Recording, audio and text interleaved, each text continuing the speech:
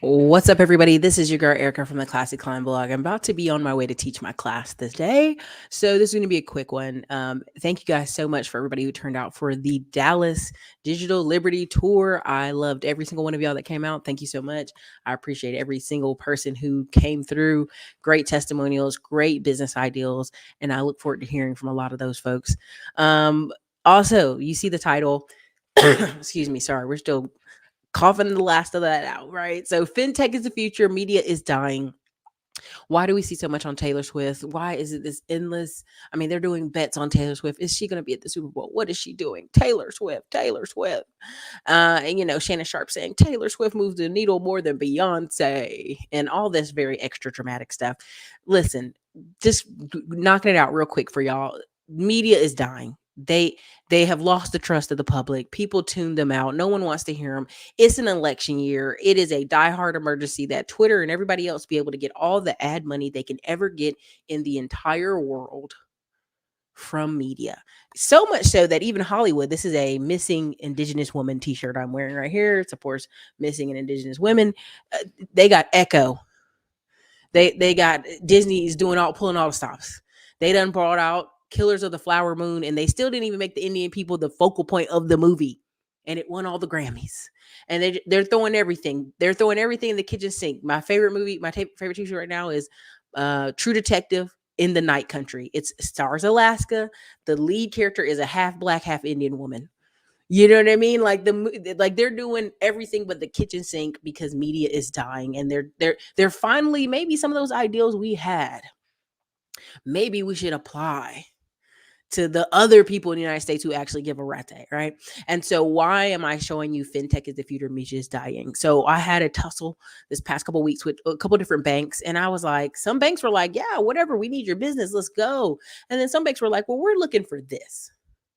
We're looking for a square peg. That's it. If you're not a square peg, if you're not an older white man with a blue collar business, we don't want you. And many people say, Ericka, that's not true. But there is the way they have set up banking at this moment is certain banks only want to work with certain type of people, right? So that means banking in itself will die because 10,000 baby boomers are retiring a day. And 1 in 3 of those people have a business. So the main client they've been looking at for the past 20, 30 years is taking banks so long to turn. Fintech is just going to run in the middle of that and take it, right? Same thing goes for Netflix, Redbox, all these little startup streaming services, Roku, all the television shows. This is why people are so niche down, right? Like I every day surprise myself how separated America is. People didn't know what swag surfing was until Taylor Swift done it. People didn't realize what the fade was till Kelsey had it. You have to understand there's a whole sea of Americans who could care less if you're having problems in the banking industry.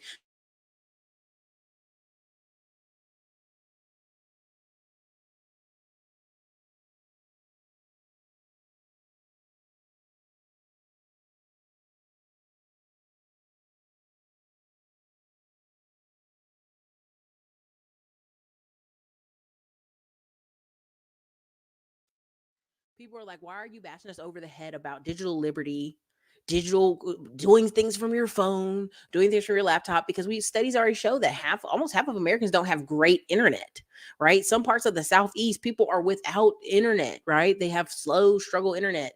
And Google Fiber is changing that. Some things are changing that, but overwhelmingly, they have what? Those cell phones.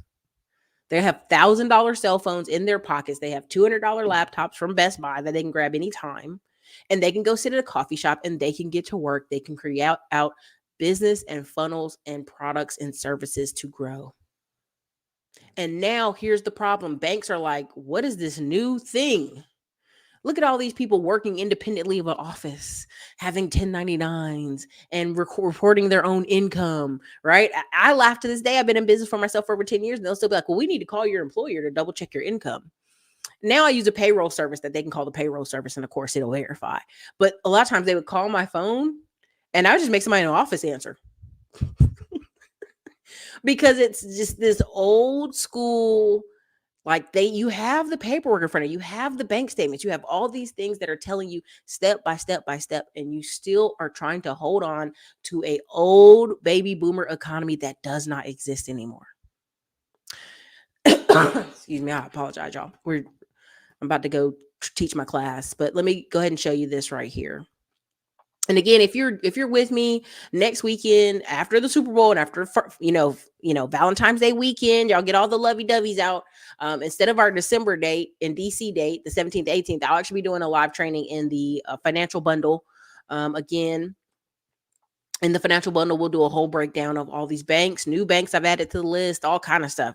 And so why am I doing that? Because every day I get the same phone calls, same emails, did about 4 or 5 phone calls a day. And people are like, Ericka, the bank, the credit cards. And I'm like, yeah, they're in an old school mindset. Fintechs are going crazy. Now, why? Because it's taking the bias out of the industry.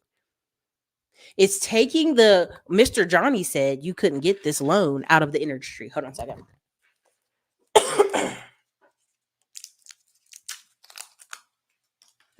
I'm so sorry. This is crazy. So again, funding surge proved to be a one-off event. The funding levels in 2022 and 2021 were astronomically crazy, right? And you can read over this on your own stuff. But long story short, fintechs have grown 3 times faster than those traditional banking from 2023 to 2028 is what they're expecting. And here's why. It gets the bias out of the system. You look at my numbers, you look at my paperwork. Do I make the money? Great. This is a radical transformation of the banking industry, and it's been needed. And if you know anything about my classes, Middleman to Millions, we're putting ourselves in between. If we have a roofing business ideal, now we just need a different batch of subcontractors to do our roofing. We're the middleman. We're just connecting to the customer. And this is something you're going to learn more. Someone posted it inside the Ultimate Rise 20% Facebook group. And the video was spot on. The guy's talking about sometimes now these guys are buying up a roofing company, a plumbing company, and an AC company, and they all house at the same warehouse because they're getting all the same customers. They're just going into the warehouse to pick up their parts and go to work. And it's just little mini conglomerates. Why? Because 99% of all businesses make less than $10 million a year. What is juicy to the banks? Stuff that makes over $10 million a year. What's juicy to these private family offices? Stuff that make over $10 million a year. So now some guy or girl has to have 3 different companies, a roofing company, a plumbing company, and a something other company, and they all make 10 million a piece. And they have this little cute bundle that they can sell as a bundle to a banking or family office. It's silly, but that's that old school model. That's that old school model. They only want to buy a certain thing. They only want to look a certain way. And that is what's killing them. Okay. B2B firms' demand for fintech solutions is also growing. In 2022, 35% of all small and medium businesses, SMEs, in the United States, consider using fintechs for lending, better pricing, and integration with their existing platforms. In Asia, 20% of SME leverage fintechs for payments and lending. People are tired of having to go to the bank to convince Mr. Johnson, who's 65 years old, that they have an online business. And here's how great it's going to be. In 2022, Africa had almost 800 million mobile accounts. That's half the world total. I don't think y'all understand why there's so much eyes on Africa. There's so much eyes on Africa because they know that's where the future of all this banking, this lending, leveraging people to their eyeballs, kind of enforcing the TV, the news, the everything, getting people back into that. And the best way I can explain it is, if you remember the 90s, our parents saw stuff on TV, they went out and shopped. They saw the weekend Super Bowl specials, they saw the TV specials for discounts, and they went shopping. That is what's coming to Africa. That is what's coming to Africa, but they have so much parts of Africa. They have to build roads and schools, and they have major cities. They have huge, great stuff. All this fintech, all this data is being towards Africa. That's why when I hear these guys saying, I'm going to go hide in Colombia, I'm going to go hide in Venezuela, I'm going to go hide in South America, I'm going to go hide in the Philippines, I'm going to go hide in Vietnam, I already know what that means. You are moving backwards. You have no desire to move towards the future. You have no desire or plans or business acumen to go into the future. So you are deciding, how can I go backwards? How can I hide? I need to hide. I don't have the skills. I need rent to be $200 a month. I need to be able to go out and eat $5 tacos and feel good about myself. And that's okay. But I'm just telling you, fintech is the future. Media is dying on our side of things. Media is going over into Africa, into Asia. If you ever take a chance on a weekend to look at your Netflix and look at Bollywood stuff and Nollywood, or Nigeria, what they call the Nigerian Hollywood, of course people are coming to America. They see all they got to do is come here, get a few credit cards, and they can build their own warehouse, their own studio, their own mini Tyler Perry setup. No problem. Of course, Max Melvin went to Dubai, and then he's building stuff out in Africa when he can build it for 20 cents on the dollar, right? And sell it to you for $500,000 because you're used to $500,000 prices. This is why when I would go down there, I would haggle in Panama because I'm like, you only built this for $80K. I'm not paying you $500,000 for something you spent $80K on. Get out of my face with that. That's crazy. Okay, so Xantoska says, I'm training trip in South Kakalaki, and it's the first gym I've ever been to that has no Wi-Fi. Yeah, there's parts of South Carolina that are still, what? How do we get here? North Carolina and South Carolina are two different places. I mean, by 20 years, easily. Outside of Charleston, South Carolina, outside of Columbia, South Carolina, half of South Carolina is in 1982. Half of South Carolina is in the heat of the night still. Greenville, North Carolina. Let me correct myself. Greenville, South Carolina is also up to date. But the rest of South Carolina, when people try to say me and South Carolina are the same, you better get out of my face. There ain't no way, not even close. Sorry, it's just not happening. Thank you, Ray J. Rollins, for the 1990 super chat. China has tentacles in Africa for well over a decade, for sure. Every country has. To be fair, Southeast Asia has some of the fastest growing economies, but your rank and file passport bro won't even know how to get a whiff of that economic growth. Yeah, it's unfortunate. It's unfortunate that we are here living in a country where it's overspilling. It's overly abundant and spilling over. So next weekend, that's what I'll do. I'll work in the financial funding and freedom bundle. I'll talk about some of the latest banks that are doing what, going over above and beyond to service customers. Right? Nah, North Carolina is a whole different animal. North Carolina, the resource triangle with the Google Fiber and the companies and oh my God, the remote work, whole different animal. South Carolina it shouldn't even be called South Carolina. It should be that other place below North Carolina. It's bad. So again, why am I reading this to y'all? What does this matter? Ericka, what does this mean? All this means is, again, there is there's trends in the marketplace. Like, even if you read on this is the McKinsey reports. This is where these firms are studying money and studying growth. I mean, they're even talking about there's $1.8 trillion global wellness markets. What is global wellness? Teaching people about what's great for their bodies. There's a $1 trillion women's health gap. There's all these things that are going to require unique techniques and you getting funding from banks. But again, this is the problem. The banks are still playing 1984 rules. They're still in Gordon Gekko, greed is good banking style. While the rest of the world is like, can we move forward? Europe is kind of just in a oatmeal sludge. Outside of UK, outside of London, which is also a financial economic hub, the rest of Europe is kind of like, okay, I guess we're moving forward, but do we need to? Not really. Again, I'll spend the next 6 weeks, I'll be overseas. So after my Las Vegas event, I'll be overseas. So I'll let you guys know what some of the stuff I'm seeing on the ground and the internet and the technology. I'm visiting some friends in different countries. And so again, there's nothing but up for a lot of this. So there's nothing but up for a lot of this. And again, not all fintechs are the same. Again, what is I'm here in Austin. What is some of the biggest stuff? People go through fintechs, then below fintechs are capital companies, and then below capital companies is peer-to-peer investing, right? It's companies investing with each other, bartering systems, putting each other on vendor credit, private lending, private money is just a way to say F you to the banks. Like you're going to lend. I mean, that's just what banks are supposed to do, period.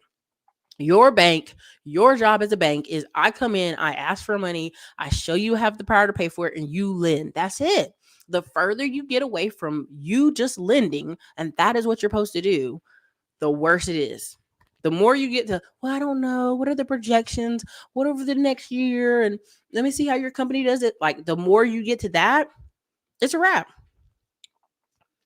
South Carolina could never, never, ever. Okay. Can't.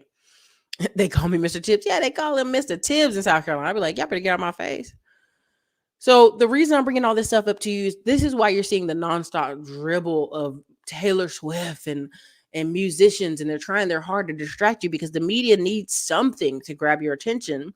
They see you're basically checked out of the election early. You could care less. You just could care less, right? So they see this and they got to figure out how to get your attention. And I want to encourage you, multimillionaires are made during recessions. Multimillionaires are made during transition moments. And this is a massive transition moment.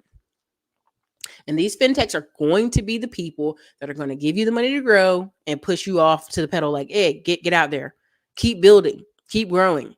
All these banks are mired down with crappy old loans, and they keep loaning each other's friends and family opportunities, and then be like, I don't understand why we're not growing as banks in the country, because they've literally systemized themselves to death. That's it. They've systemized themselves to death. Everything has to fit in a little category, a little system. If it doesn't, they don't know how to work with it. And so this is decades after what they consider hyper growth, and hyper growth only affected one particular community in America. Fintechs come in and they're like, I just want to see your paperwork. Do you got the numbers or not? If you have the numbers, we're giving you the money. Point blank, period. Okay? We're not going to play these games with you. We're not going to only give money to barbershops and hair salons. You know what I mean? When there's a million other businesses, right? And a lot of times when people talk about black businesses, they're called, oh, black businesses have bad customer service. Well, the number one businesses in our community are healthcare related. Then number 2 is construction.